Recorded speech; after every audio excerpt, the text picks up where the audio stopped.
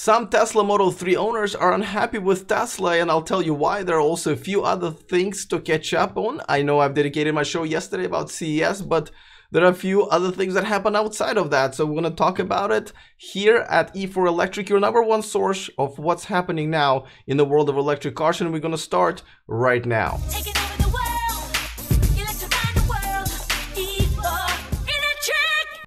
All right, well, so I know there were a lot of news coming out of CES, and I gave you a quick recap yesterday, and I've live streamed from the floor. You can see that in the video section of my channel. I'll have a more extensive show on Sunday. I'll give you some of the behind the scenes stuff and more footage and interviews, and then you'll see just videos coming out when I edit them in the next few days, and definitely in the next 2 weeks. I also have a collab with Nikki from Transport Evolve, and that was great, so you'll see that. But let's catch up on what's been happening outside of that. Of course, we're going to start with the Model 3 now. The Model 3 has been, you know, selling to non-Tesla employees, to the regular real-world customers like you and me. And there's a bit of a controversy because Tesla updated its trim in a Model 3, and a lot of people start they got upset because I guess, and I'm still trying to figure out what people are upset about, but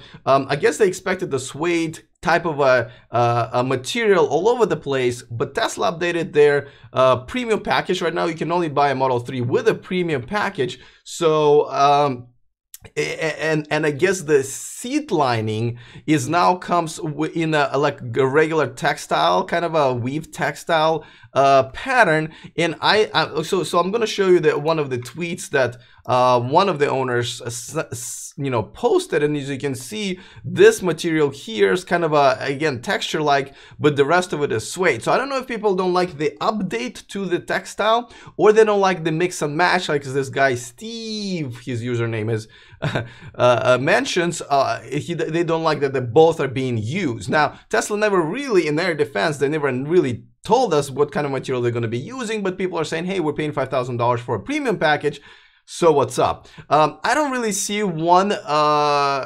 texture or one material over the other being better. I know suede is being used most of the time, suede type material, but I really don't understand. But this is another little controversy on Tesla's hands. We'll see how they're gonna handle it. By the way, the Model 3's demo cars are going into the showroom today in Los Angeles and in Palo Alto. I'll be traveling there today later after I do this telecast, so I can bring those pictures to you so you can see it for yourself. And I see a lot of regulars already in the chat room.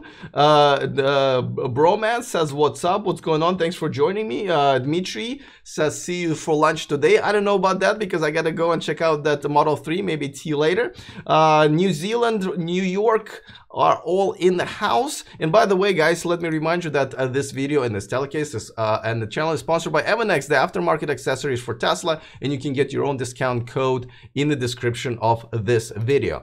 All right, let's now, Donald in the chat room is asking, do you know when demo cars will be in Florida? I don't, but you know what? This is good news that they're now rolling into at least LA and Palo Alto areas. Those are the most concentrated areas for Tesla, so it's just kind of going to be spreading out. I would assume another month or two, I have to say, but it is definitely coming. This is really good news. Bruno in a chat room says, I want premium interior. Well, I mean, you got then, this is great. These two stories are kind of coming together here because the premium interior, you will be able to check it out in person when those cars make it to the showroom near you. And of course, Derek Ludwig, Santa Clara is in the house. My neighbor, he is there as well. Let's move on to another story because it's kind of a bit of a milestone. Nissan Leaf has sold their 300,000th Nissan Leaf. As you know, the new Nissan Leaf is now for sale in the United States.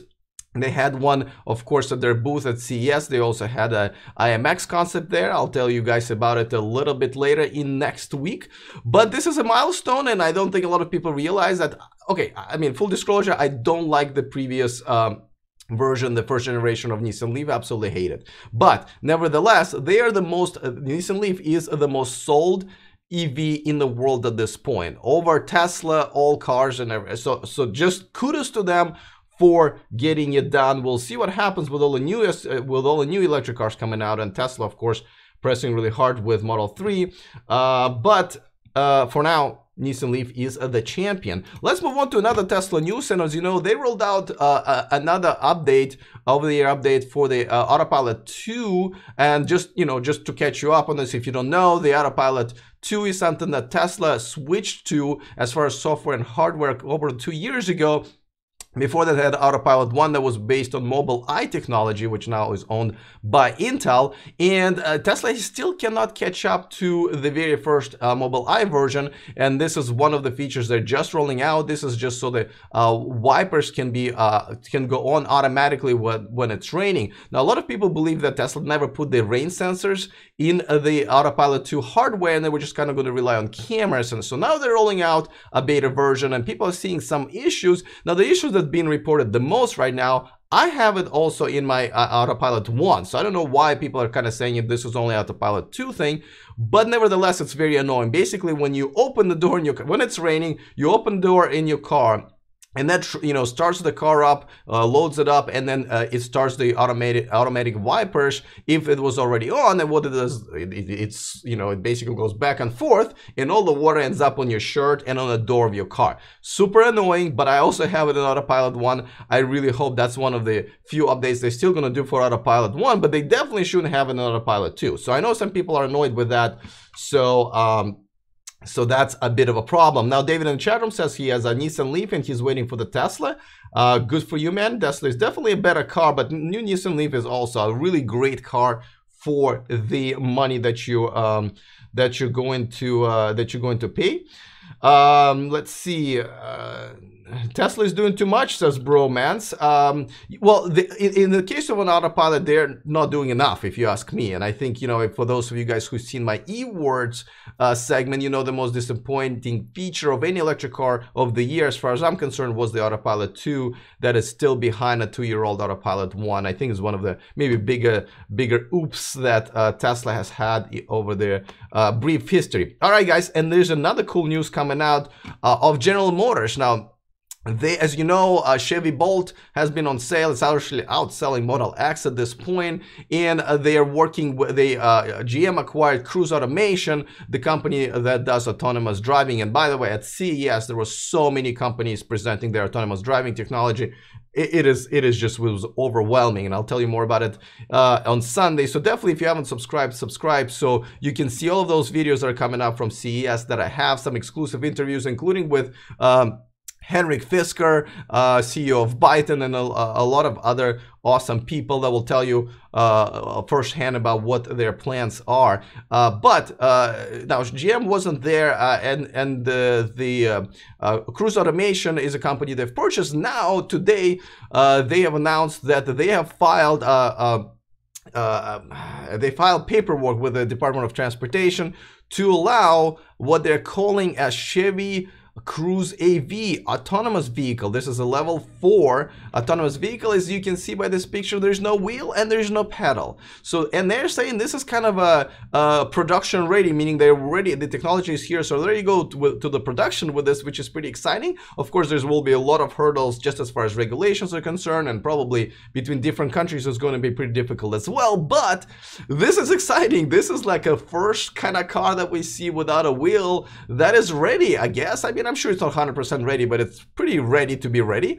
And this is one of the other things that I think Tesla is behind, that with Chevy Cruise technology. And also, if you haven't been watching my channel long enough, Waymo is actually is there already, having driverless vans taxi people around. As a matter of fact, I have to say, at CES, the whole notion of autonomous driving wasn't really, most of these executives, when I talked to them, they weren't really talking about having this technology for us as drivers. They believe that technology is going to hit Uber and taxi and transportation like services, and then we're kind of going to get it as a regular drivers. So that's pretty exciting. That's something that I learned at CES. That was pretty cool.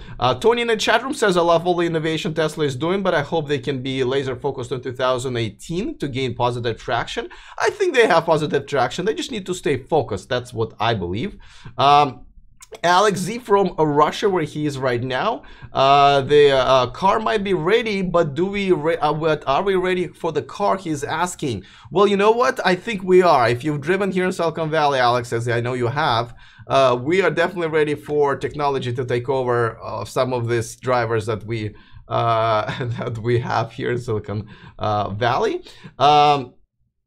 Let's see. Tony also says, I'm not ready for zero steering wheel vehicle. I love driving. I can't give it up entirely. I kind of agree with you, Tony. I also love driving, and I think there will be a lot of people. But I think at some point, especially busier people and people with families, they will probably love doing some work or catching up on their meditation or reading or spending time with their family more than they love driving. So I think this is pretty cool. But, you know, get ready. This is definitely coming. Now, let me remind you that if you would like to contribute to the show and also see some exclusive footage, behind the scene footage, I know I'm a little behind there, but I will have some posted very soon from CES, because definitely there will be some things that I'm only going to release it to Patreons. And if you want to contribute to the show, and I really appreciate it, the link is in this description of this video as usual. And by the way, check out my cool t-shirt. This is a t-shirt Henrik Fisker himself gave me. This is a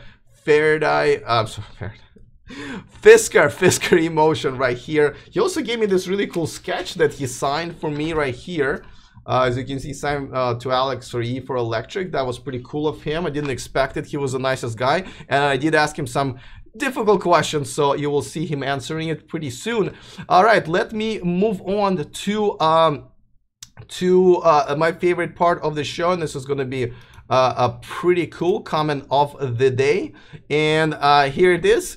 And you know, this is kind of a feedback that I've been getting from my coverage of CES. Joey Cathart says, Kia nailed it with the Niro EV. Honestly, I would get this over the Model 3. Big fan of compact mid-size SUVs. Way to go, Kia. Take notes, auto industry. Now, I can't agree with him more. And let me see if I can find some footage of Kia unveiling here. Let's see. Yeah, so I know I already told you guys this is kind of weird, because you're looking at the unveiling of the car at CES only a few days ago, but they didn't have the car actually there for the presentation, which is weird. They did have it on the display, and I already you can see it in my video yesterday. I'm sorry, 3 days ago, when I just kind of did a live stream from the floor of the convention. But I'm also gonna have a separate video about Kia. But just like I said, guys, this is a big deal. Kia. Kia coming up with this car, 238 miles. It's in production this year. It's going to be on sale this year. The reason it's going in production so fast is because they already have a Niro car, which is a plug-in hybrid and hybrid already there, so they don't have to do much. They've changed the body just a little bit because it's an electric car.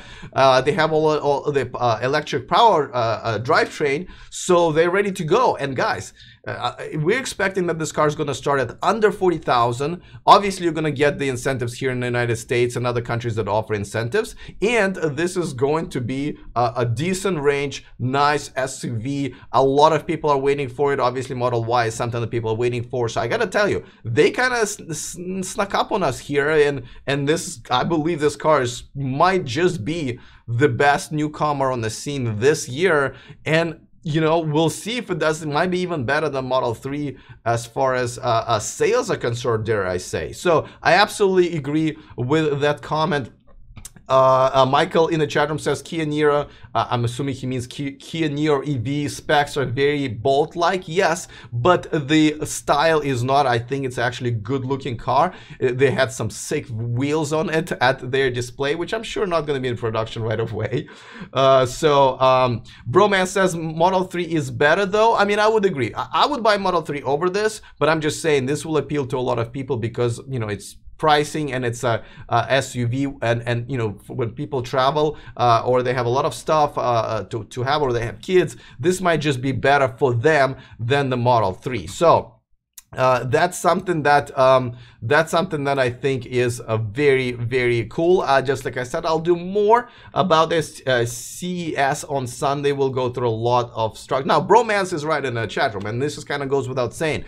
Tesla's got the market cornered right now for the superchargers. So the long distance driving is all Teslas. But if you have two cars and one of them, let's say an electric car like Kia Niro EV or whatever the new car you're going to be buying this year that's not Tesla, then it's still pretty acceptable. And Matthias says Bolt is US only. Yeah, kind of true. They sell it under the brand of Opel, but then they kind of pull their supply parts from them. It's kind of weird. So I don't know. It's a bit of a mess. But yes, you are right. Let's see. Tony agrees that Model 3 is better. Mitchell is asking if Kia is a four-wheel drive. I don't know, but I'm sure if it's not, they will have that option very soon. And don't forget, it will be available this year. All right, guys, now there will be a lot of news coming out still from the convention, from the CES Consumer Electronic Show. There's so much to share. You guys have no idea. I've just seen and heard so many things that I will just tell you what the vision is and what it felt like, what's going to be happening with electric cars. And of course, I have a bunch of interviews and footage, and I have like 7 or 8 different videos coming up separately. But definitely tune in on Sunday for that. Tomorrow we're going to recap the week, kind of a mix and match whatever news coming up. And of course, I'm going to be visiting one of the first Model 3s that are being a demo at a showroom. I'm heading to Palo Alto right after this, so definitely tune in for that. I will show that footage for you guys tomorrow. All right, it's been fun hanging out with you guys again. It's just good to be back. As you can see, I'm less tired looking and sleepy, but I got a lot of sleep to catch up on. I will see you guys tomorrow. Until then, remember to stay charged.